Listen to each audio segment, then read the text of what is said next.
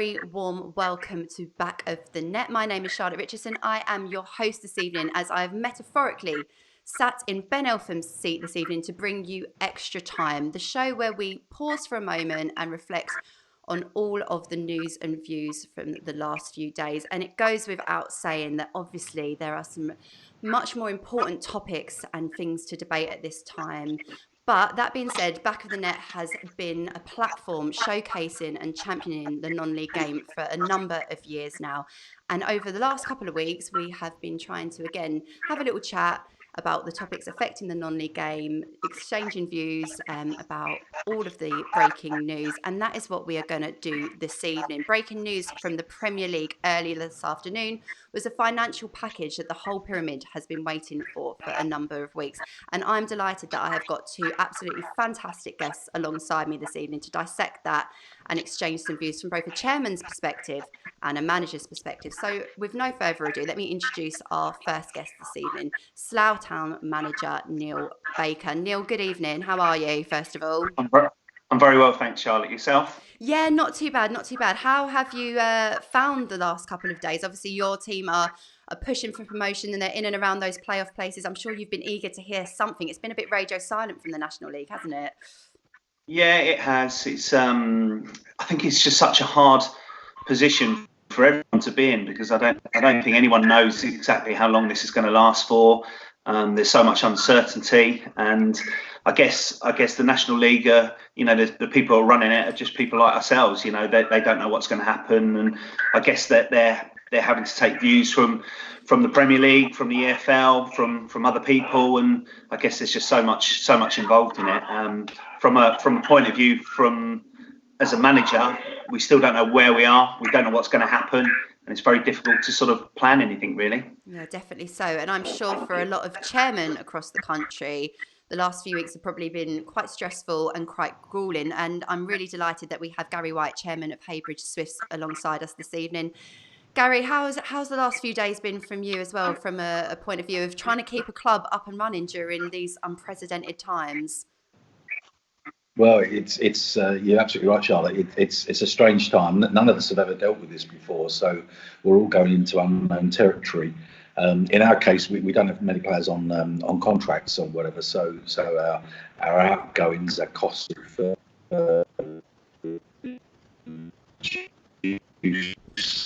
it's difficult to keep everyone sort of informed on everything, but very little's happened obviously since the season was annulled, and we got that news last week, and obviously a number of people were very upset about it, understandably, if they were top of the league or whatever. We were in the playoff places ourselves, but there's no right or wrong answer, as Neil says. What can you do? That they're part-time people that are running these leagues, and they're doing the best that they can, and obviously that's been filtered down from much higher levels. And really, I'm sure they'll somehow get the season finished in the Football League, or certainly the Premiership. But today's news was welcome, that some money's going to be filtering down for clubs, because a lot will desperately need it. There's no question of that. Certainly so, and it really felt like the heat was turned up when Matt Hancock, the health secretary, was asked specifically about Premier League players. And it is a topic that has struck a lot of conversation. So for anyone tuning in on our YouTube channel, tweet us your opinions, comment in the section below. We want to hear what you think about the Premier League's announcement today. And I guess get your guys' opinion first of all. It was a long time coming, but Neil, do you think it's enough? What, in terms of the finance package that they've come out with? So it's 125 million to the EFL and the National League.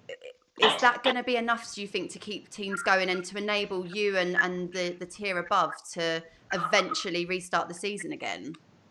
So I'm trying to get my head around it a little bit, because I've seen sort of conflicting reports on Twitter and a few other places, basically saying that it's an advance of the money that they would be getting anyway. So I'm not 100% sure whether it's new money or whether it's money that they might have already got as parachute payments and things like that anyway. So I'm not 100% sure whether it's a new fund or whether it's just that the clubs are going to be getting it early. And obviously, if they're only just getting it early and it's not more finance, then the clubs are where they are. So I'd like to see a little bit more on that, and whether it is, you know, a sort of a new package that they're giving out. And obviously, if it is, then that will surely help the clubs. And you know, as everyone said, you know, hopefully that will filter down, and we can all sort of see the benefits of that.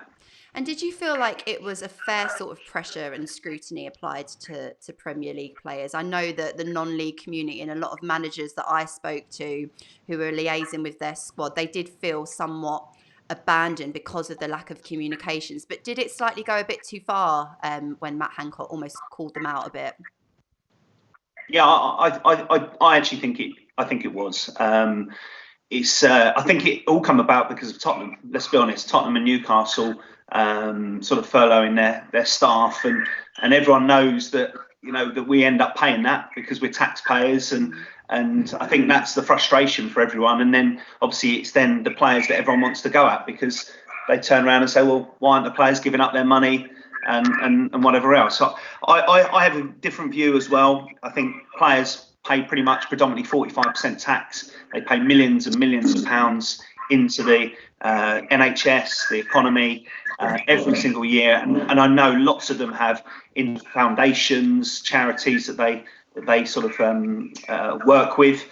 So it's one of those difficult situations whereby everyone's being tarred with the same brush and saying, you've got to do this, if you don't, you're selfish, and I don't necessarily think that's true. So it's a difficult one, and I'm disappointed that it was just the footballers that were picked on. You know, why not the actors? Why not the, you know, MPs? Why not, you know, the millionaires, the billionaires? It's I think they're an easy target, and yeah, disappointed with that, really. I think Neil raises a really good point there, and it was something that I was kind of having a little bit of a chat about on Twitter earlier. Gary, you run a business, you're an astute businessman, you run a football club and you run it well.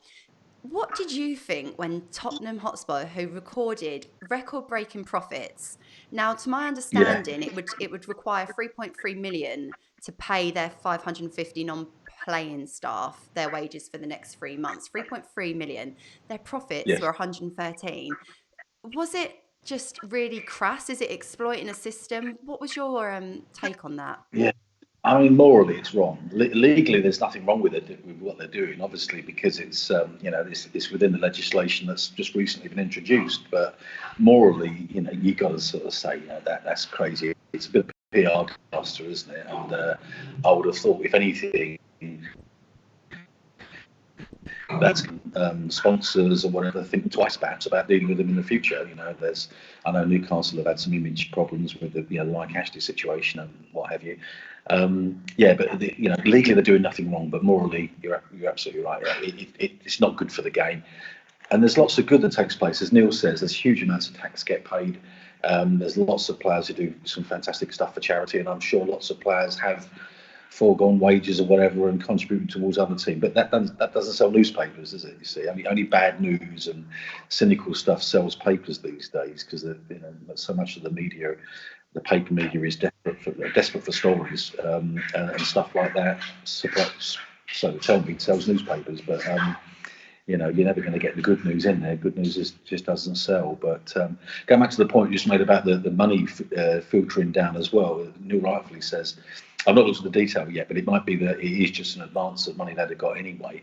But just to put it into context, 150 million is not actually that much when you consider that the average, I think across the board in the Championship, teams collectively lost 300 million quid last year in the last set of accounts. Now that, you know, that's 6 million a week, the rate they're losing it at. So, you know, throw them some money.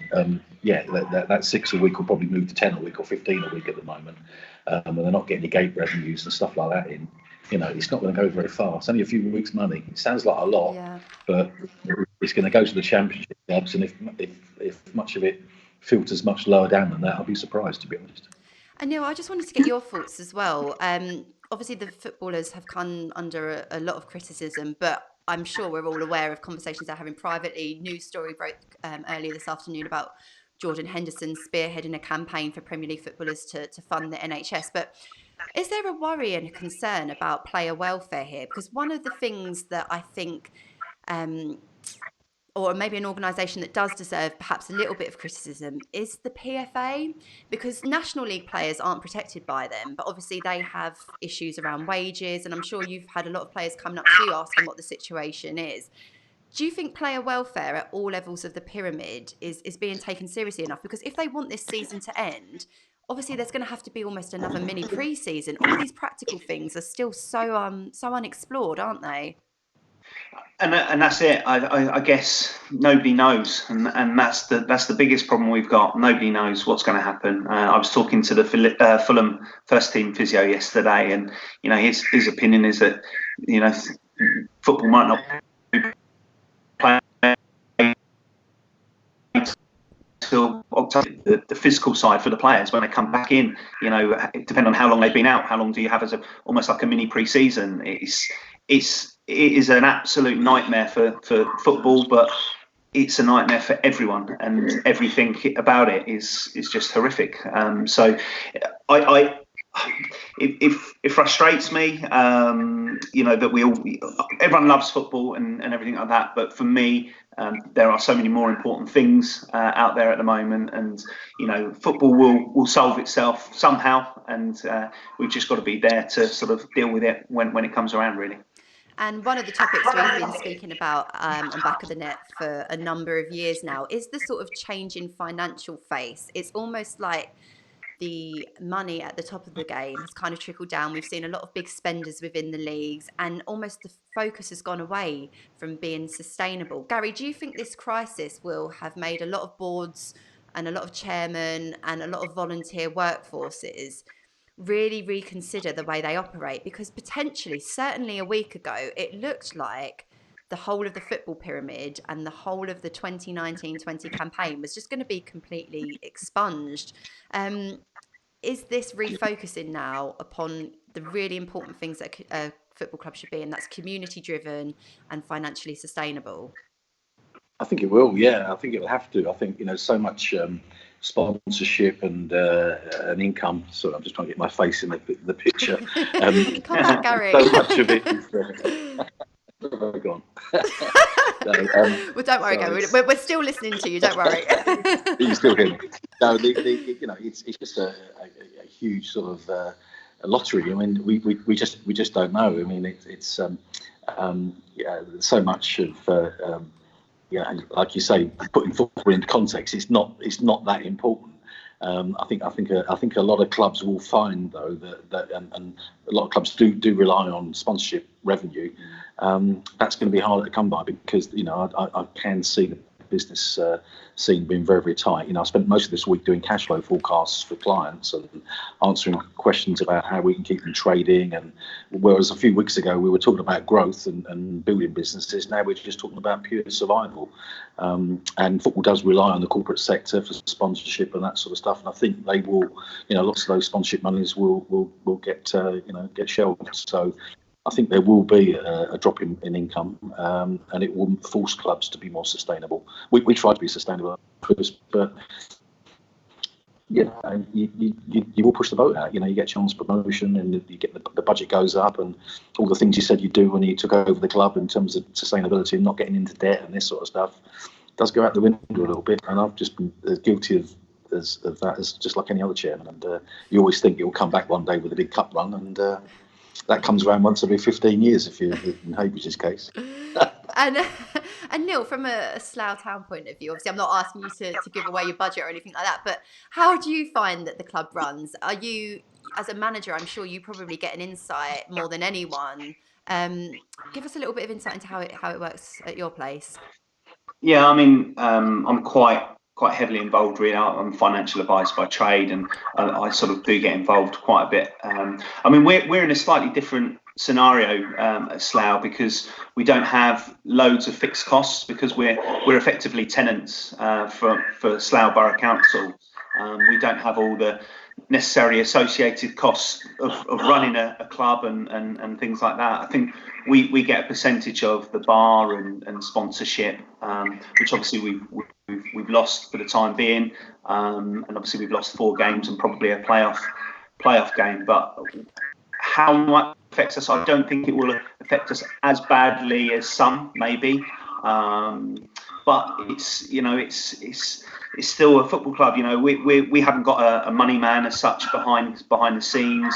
We've got 4 people on the board who are effectively fans, and we try to run sustainably. But we've had the bonus of 2 really good FA Cup runs in the 2 years previous, you know, where we've got to the second round twice. So that gives a club, you know, a buffer for a few years, that's for sure. Yeah. And it's something sometimes supporters, we can forget about just how lucrative and important those FA Cup runs are. And it's really fascinating just hearing your guys' experience and your thoughts on these topics. And thank you to people that are tuning in and sending in their comments and reactions. We've had Bexley United get in touch with us and say, and they agree with you, Gary, that it's totally morally wrong that Spurs kind of capitalise on the government scheme, and pressure should be put on the top of the pyramid with Premiership money filtering all the way down. And I guess that is a good point, isn't it? Because we still don't really know how far this is going to go down, if it's going to reach the Isthmian League, clubs in your division, who arguably, whilst they might not have players on contract, it's still some really troubling financial burdens and some troubling months ahead, especially because they don't even know when their next season's going to start. Absolutely. I mean, there's one sort of windfall. One of the government measures that came out, the grant for the leisure and hospitality sectors. If your rateable value is between 15 and 51,000 in the football club, which most will fall into that category, you get 25,000 as a one-off grant and no rates to pay for the next 12 months. So I think most clubs will qualify for that. We've certainly put an application in for it, and you know, I would certainly urge any other clubs to do the same. I'm pretty sure they'll get it. If they just go online at their local council, local authority, they should be able to put that application in. So that is a vital injection of funds when they most need it, because you know, obviously nothing will be coming over the turnstiles and bars or what have you. I mean, we've just refurbished our bar completely, and we had 7 parties, I think, and functions organised for March and April, and obviously if we were to be shelved, we'd made 10-15 grand from those, I would have thought, profit wise. So you know, that grant is essential to any club, so I would urge them to go ahead and apply for it. Well, that's a really good bit of advice for any chair people listening in, or volunteers. Make your club aware of that Sport England funding that is available, that Gary's highlighted there.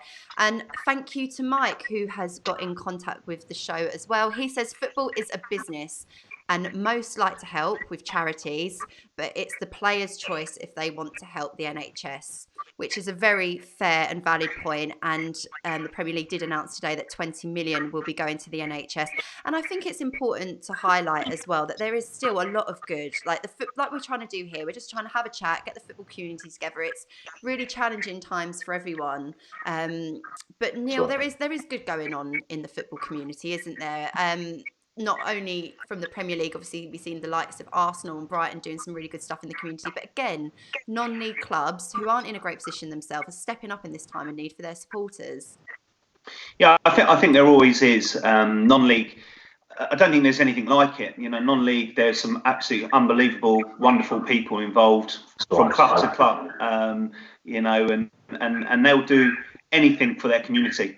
We've got people at our club. I'm sure Gary's got people at his club, you know, that you can absolutely count on, rely on. Yeah, and you know, I think every club down the whole length of the country is in the same boat, where they have brilliant people that, you know, get involved. They help the community. I know we did you know, earlier this year, sort of feeding the homeless, you know, at the club, where we ended up having sort of 80-90 homeless in, and it was a fantastic day. Put on food for them, gave them showers, clothes, you know, and there'd be so many stories of that throughout the country, throughout the clubs. Football is a great place. You know, there's some poor times, there's some, you know, things that I don't like about football, but there's a lot of good as well.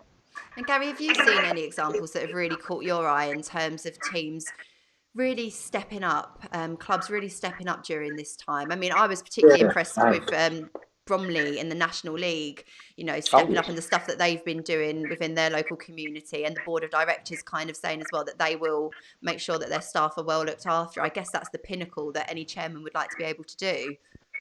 Well, it's funny that doesn't surprise me at all, because I remember playing away to Bromley about 10 years ago when I was a director at Colchester United, and we drew them in the FA Cup. And I wasn't involved with Heybridge then. I used to watch Heybridge, but I remember saying then, what a fantastic club. I think they were probably in the National South in Slough's division then.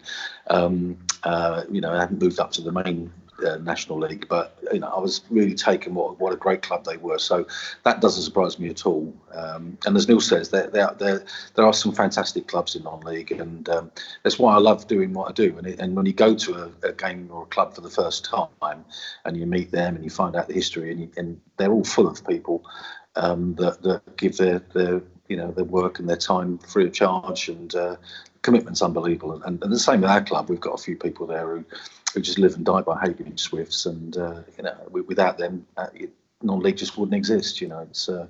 It's fantastic in this country, and you only realise how good it is when you get Spanish people. We've had quite a few Spanish lads come over, and they can't believe how good the standard is, in terms of the commitment and what a strong pyramid system we've got. But we do take it for granted, and I think non-league's going to have a resurgence, and I think times like this, when clubs are reaching out to the community and doing such good work, will stand them in good stead going forward, because they'll pull in lots of new fans over the year, and they deserve to.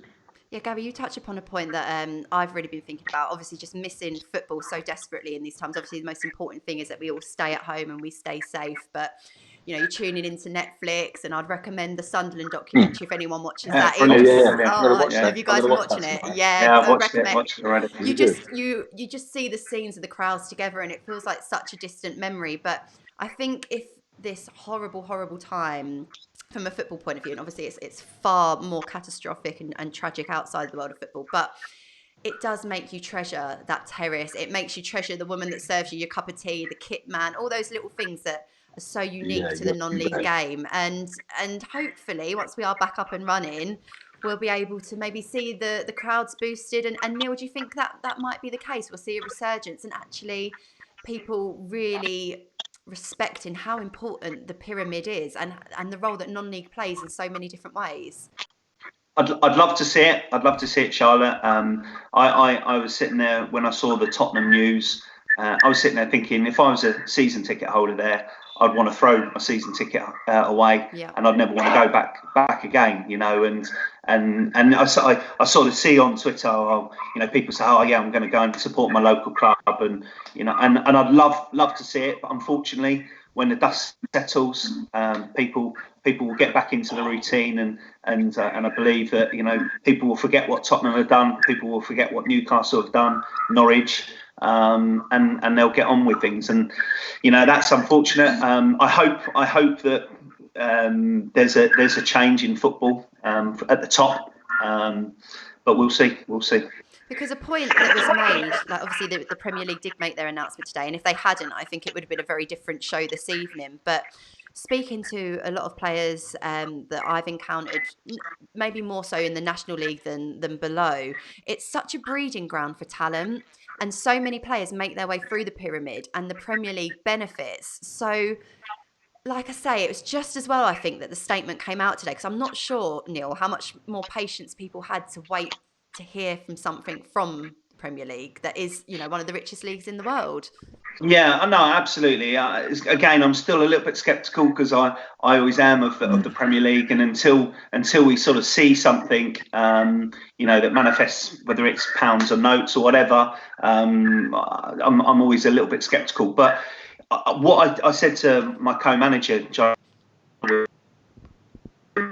that, and I hadn't read the other bit about the advance. I said I could see our league possibly finishing now, because it's almost like that they were putting this money out to say, look, hang fire, we need to finish this as a pyramid. I don't know, it's such a pickle when teams can't go down from step 2 and teams can't come up from step 3. It's fundamentally wrong. But I don't know what the answer is. It's just there's just so many issues. And still, you're preaching to the winter. converted here because I mean we won the playoffs last season and couldn't go up, so you know we know what it's all Gary, like. So for people, I do feel for the things. Sorry, Gary, to interrupt you there. For people tuning in that might not know too much of the context of Heybridge Swifts season, obviously I was part of the back of the net team that covered it. You effectively won your playoff final but didn't get promotion. I mean, just fill us all in about that and the sympathies you can give for teams. And we had a lot of really passionate supporters from clubs this week who found out that they weren't getting promotion. Give us a bit of an insight into where you were, you know, this time a year ago. Well, you just have to take it on the chin, you know. You can moan like mad about it. I always remember we got our local MP. One of our fans said, "Like, I'm writing to the local MP, John Whittingdale, who used to be the culture, media and sport minister, and he said he would move heaven and earth, you know, to get us promoted, you know, because morally we should have gone up and this sort of stuff, you know." And I thought, he's got no chance. He's in with the FA. He's in absolutely no chance whatsoever. And sure enough, he, you know, they just bashed it. You know, I don't think he even queried it because that was the rule when we knew the rule at the start. So, you know, that was down to us. We didn't quite make it on the points per game basis, but this time it really is. You know, I do really feel for the clubs that, you know, Walton, our local rivals, for example, 14 points clear. You know, I take no satisfaction from not seeing them get promoted because I want them out of that division. Yeah, they deserve. They deserve. They're going to be there next. Yeah, they do deserve to go up. They got to the second round, the FA Cup from step 4. That's amazing. You know, they fully deserve to go up, and I want to see the back of them just for 1 year, of course, because we want to be able to get promoted next year. We're going to play the Brothers twice next season now, so they're good games. They're always good games, but I do feel for any club that you know has suffered as a result. But for every club that has suffered, there's one that's gained. It will not be getting relegated now. He won't be dropping down. You know, so there's winners and losers all round. There's no right or wrong answer. No, I think you're right. There is no right or wrong answer, but there are obviously people that are feeling particularly passionate about it, particularly if they're in the playoff positions or promotion and so on. I just want to get both your thoughts though, because for me personally, I feel it's either a null and void approach, or it is just this waiting game. And I'm inclined to agree with the FA, just because I think the waiting game is so hard for teams that don't have the finances. The sort of points per game to me just doesn't make sense. And Neil, I want to get your thoughts as well, because you were a couple of weeks ago managing a run-in period, and form is just so important at this point in time in the season. Would you have been happy with a points per game scenario? Well, from a points per game, we would have got in the playoffs, so I'd have taken it. Well, we're sitting 13 points clear in the playoffs at the moment, and although one or two sides have got some games in hand, you know, we were pretty confident that we would get in. I think the points per game there is an argument for and against it.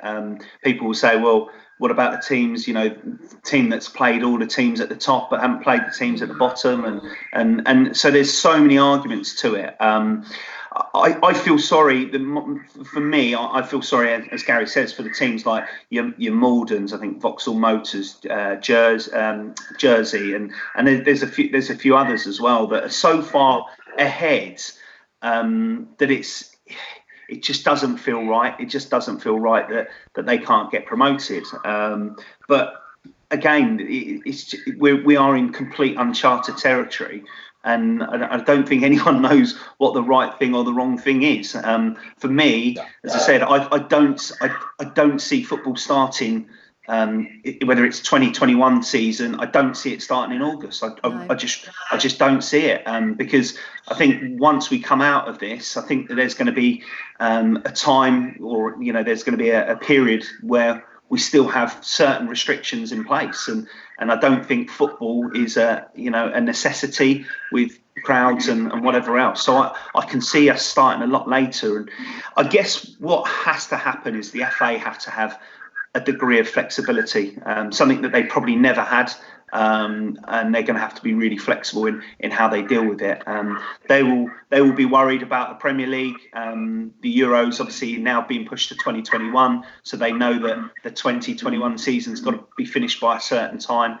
Doesn't mean the non-league leagues have to be finished by that time, you know. So I think that it's going to take a while to possibly get it back into sync. But I think that there's going to be a massive degree of flexibility around. But again, when you cancel step 3 downwards,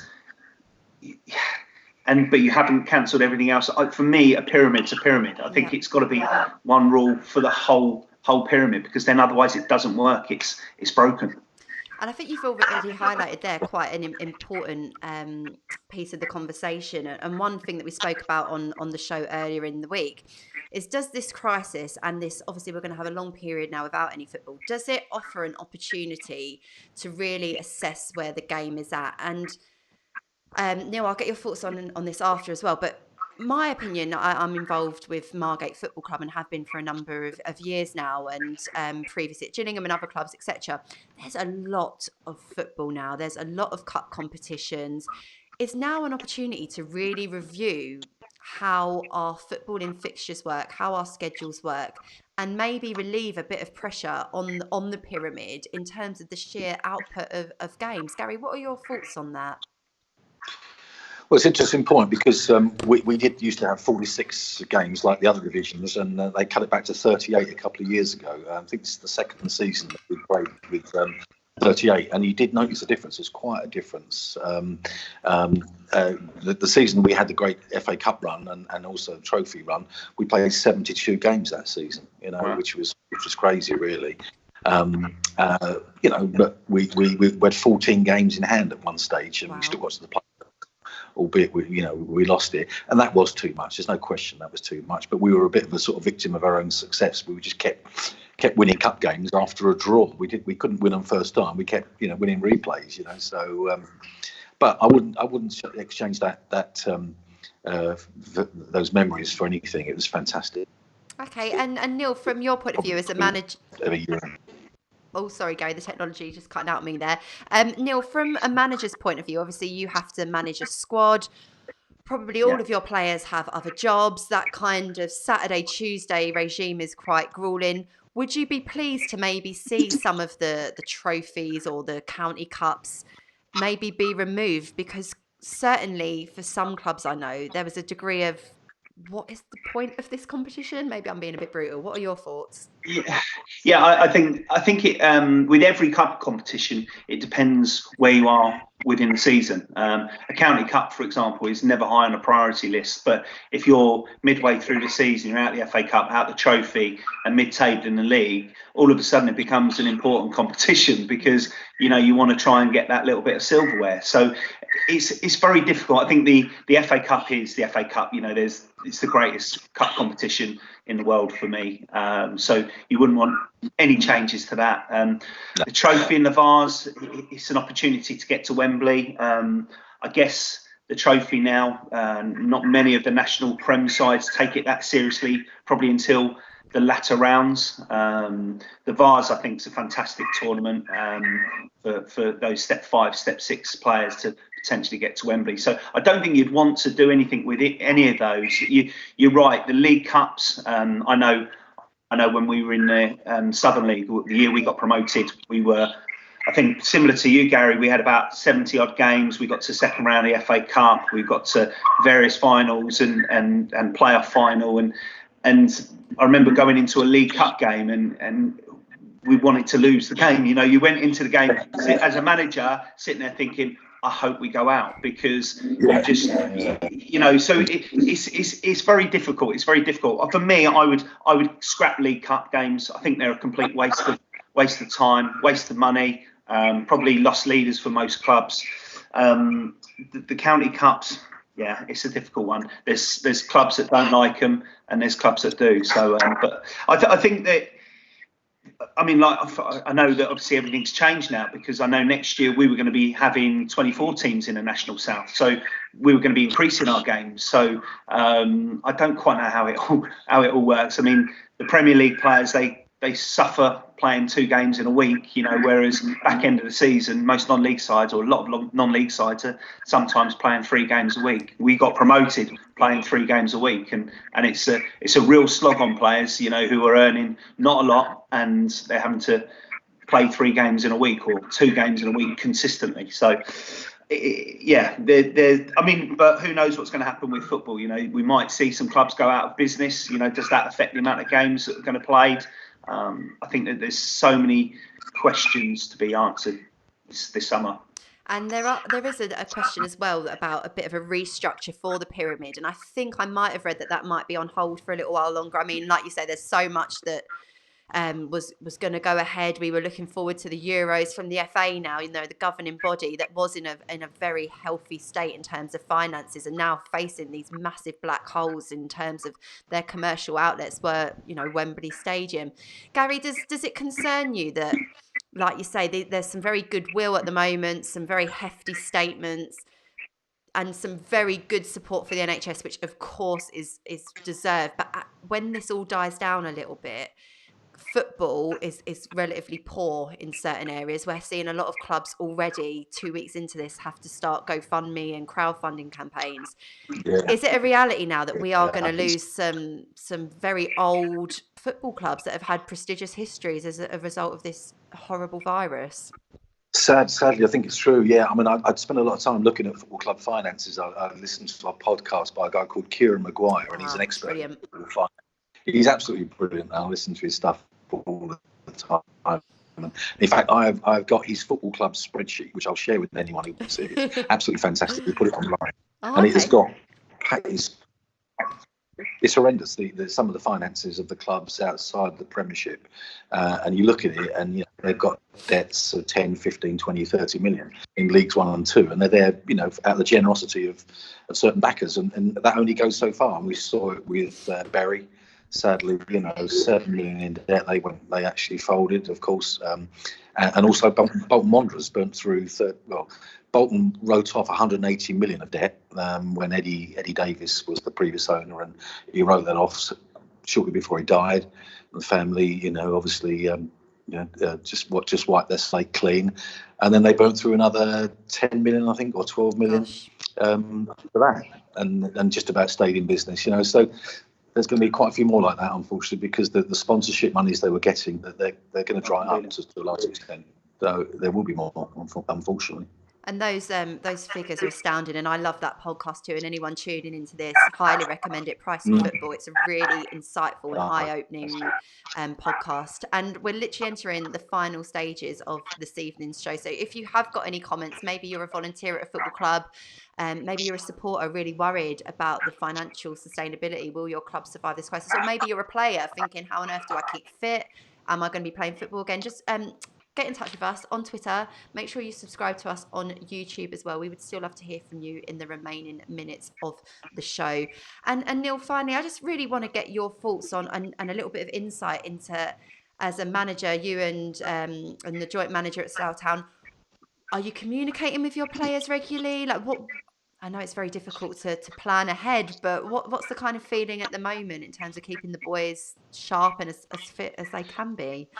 Well, we did a little bit of a group session on Zoom yesterday, just a little bit of a HIIT workout. The managers were leading from the front, of course. So obviously standard. No, it is so hard because, you know, not everyone wants to do those types of things. We you know, listen, we've been very honest with our boys. You know, as a club, we've been very good to our players. I think they're appreciative of that, and we've just turned around and we've been honest and said, look, we can't predict anything, we can't give you any information on what's happening until we're in a better position to know. And I think that most of the players are, you know, that they understand it, they understand the problems in the world at the moment, and they're as good as gold. So we're on WhatsApp group, and you know, when we hear anything, we'll let them know. But it's as a manager, it's very difficult because you don't know what to plan for. You know, do you plan for finishing the end of your season, or do you start planning for next season? And you can't. I know that there'll be managers out there that sitting there thinking, well, I'm going to get ahead of the curve and whatever else. But until we know what's going to happen, I wouldn't want to put somebody on a contract for next season yet, not knowing when the season's going to start. You know, you start a contract in August. you might not be playing till October. So I think all those things have got to be ironed out before we can really start to move on. But yeah, we're honest with our lads. We talk to them. We give them communication, but we can't give them an awful lot at the moment because we don't know a lot ourselves. It sounds like you're doing an absolutely terrific job. And I do always think on my non-league travels, who would be a non-league manager? Because it is so full on. You have full-time work and other responsibilities outside of it all. And really and truly, is there a kind of camaraderie? Have you been in touch with any of your colleagues within the non-league to give each other a bit of support at this time?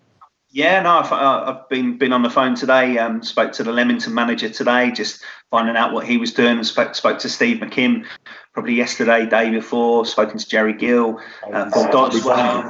Yeah, and everyone's got different stories. I know Macca was saying that, just even losing the Euros this year, they've got their marquee up, and they take a lot of money, from the England games and things like that, and they're going to lose that, and so there's so many different things that can affect different clubs. I guess as football in non-league, we've got to try and sort of pull together as much as we can, and try and get the pyramid going again for next season. Yeah, that is so important, and with everything we're facing right now, we've got to do it together. And Gary, has there been any leadership from the league?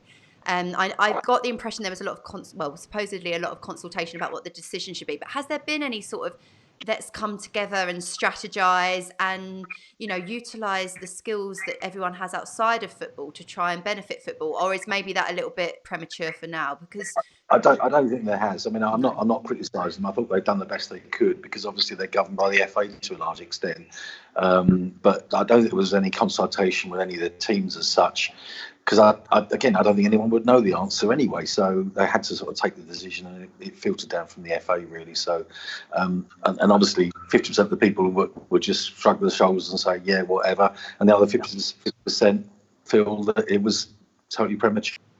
So there's no right or wrong answer, but someone had to make a decision, and so far they have. It's just unfortunate that it's a bit disjointed because obviously the National League is still up in the air to a certain extent, isn't it? There's nothing decided there. Yeah, and perhaps if anything, would it be fair to say that this crisis has exposed, although we love the pyramid and we as football fans and people that have worked in the game know its strengths, ultimately when you strip away at it, like you say, it's all about money, let's be really truly honest, that actually it's exposed some real fractures that do need looking at when this has all died down. Yeah, one or two. Yeah, it has. But there's a lot of teams. When you think about all the teams that are involved in it, and so many divisions. There's literally thousands of individuals involved in clubs and teams. So to cater for everyone's needs and to be fair in everyone's interest, it's just impossible, really. So I feel I wouldn't want to be in their shoes in this situation and try and make decisions when you just don't know what's ahead of you. No. I wouldn't fancy. Certainly. It's bad enough running a business.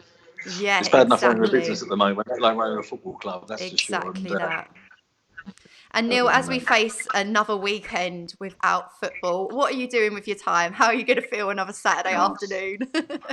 Funny enough, I've scheduled some work calls tomorrow just to try and give me something to do on a Saturday.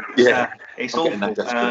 I'll be on the Peloton bike and yeah, I mean, I think a few of my mates are going to be doing a virtual drinking session tomorrow night, so I'm not joining with that. But it's pretty dull at the moment, and yeah, I mean, you miss the football, and do you know what you miss more is no sport on the TV whatsoever. Yeah. You realise how much you miss it. So yeah, listen, we've just got to get through it. We've just got to get through it as a nation and do the right things. And if we do that, then hopefully we'll get back to some sort of normality. But yes, I'm sure there's still a fair bit of time being locked away, should we say. Yeah, I think there's probably a fair few more Saturdays ahead of us before we're going to be out on the terraces supporting our teams. But guys, I want to thank you both very much for giving your time up on a Friday evening to have a chat. And like I said at the start of the show, obviously there's lots of really grave, serious stuff on the news. And what we're trying to do here at Back of the Net is bring our non-league community online to have a bit of a chat. And I've certainly really enjoyed your company this evening. So enjoy your weekends, enjoy your cycling and your virtual drinking. And we'll catch up soon. All right, guys. See you later. Lovely. Thank you. See you later. Bye. See you later. Take care. And a massive thank you to everyone that has tuned in this evening. Like I did say at the start of the show, Back of the Net has been championing the non-league game for a number of years now. And it's about bringing that community online to help us get through this really tough time as we all miss the sport we love so much. I think Neil and Gary gave us some really, really interesting insight into the practical challenges going on for managers, for coaches, for players at the moment, and some fantastic recommendations from the Sport England funding to what Netflix and podcasts to check out. And I, for one, have certainly enjoyed your company. Thank you for all the comments, etc. And I just want to do one final shout out. We were contacted by Adam Hunt. So thank you, Adam, for getting in touch. And he told us about a fantastic scheme going on, running 5K for the NHS. And a massive well done to Kevin Keenan and Scott Kirkwood, who started off this programme running 5K to raise funds for the NHS. They initially had a fundraising target of £3,000. They have absolutely smashed that out the park. They're on over £8,000 already. So a massive well done and congratulations to them. We'll retweet their message to us on the Back of the Net channels. Go and check it out. And if you can go out over the weekend, enjoy some exercise, support that campaign. But most importantly, make sure that you stay at home, that you keep safe, and you support the NHS. And if over the weekend you have a little bit of time left on your hands, make sure that you subscribe to Back of the Net. Ben and the team will be back on Monday, bringing you some more thoughts, some more opinions about the non-league game and more. It's been a pleasure to have your company tonight. Thank you for joining me. Take care, keep safe, and I'll see you all again soon.